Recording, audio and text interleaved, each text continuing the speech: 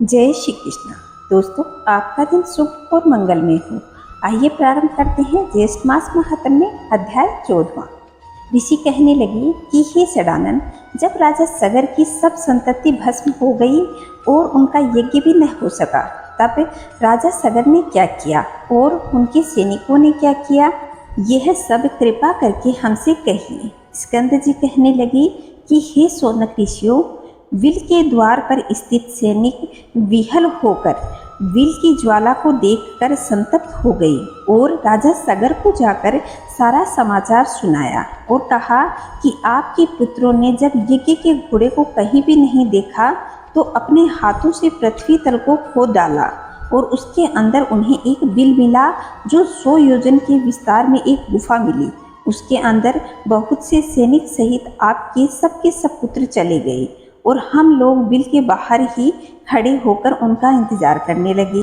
हम बिल के द्वार पर खड़े रहने के कारण हमें कुछ भी पता नहीं लगा कि वे अंदर क्या कर रहे हैं। इतने में ही पाताल के समान उस बिल में अग्नि से वह पूर्ण हो गया और हम लोग अग्नि ज्वाला में व्यक्त हो गए। फिर हम लोग वापस आकर समाचार आपसे निवेदित किया है। हे राजन, उनकी क्या गति हुई, मुग्ध हो जाने के कारण हम कुछ भी न जान सके। उन सैनिकों से ऐसे वचन सुनकर पर्वत पर वज्र के प्रहार के समान राजा सगर पृथ्वी पर गिर गए और मूर्छा खाकर मृतवत लगने लगे।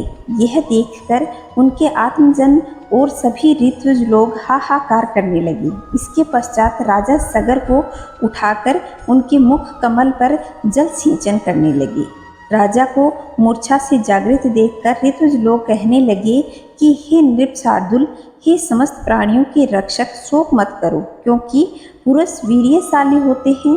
आप और हम सब बिल के द्वार पर चलेंगे और वे सब उस बिल के अंदर वाले जीव का बल और पराक्रम देखने के लिए यज्ञ के कार्य को समाप्त करके चल पड़े। मार्ग में सैनिकों ने देवताओं से भी दुष्कर कर्म को जो सगर पुत्रों ने किए थे राजा को दिखाए।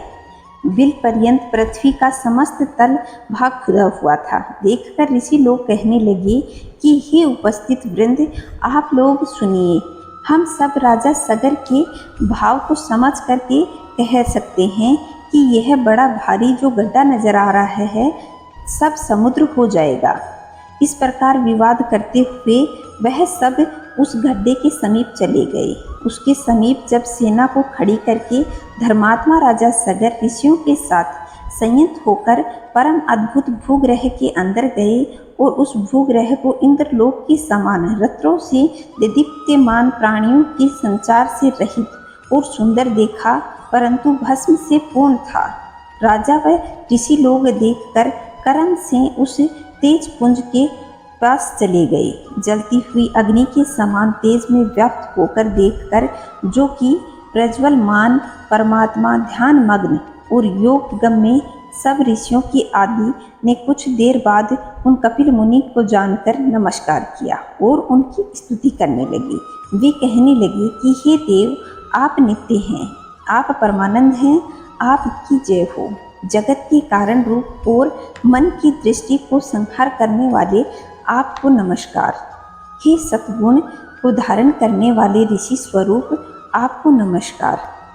तम रूप में स्थित रुद्र स्वरूप आपको नमस्कार। हे अखिल लोक के वंदना के योग्य, हे सुरासुर पूजित चरण कमलों वाले आपको नमस्कार। हे दया के सागर, इस मोह रूपी संसार में फंसे हुए हम लोगों की आप रक्षा करें। हे ब्राह्मणों के स्वामी, शीघ्र हम लोगों का उद्धार करें।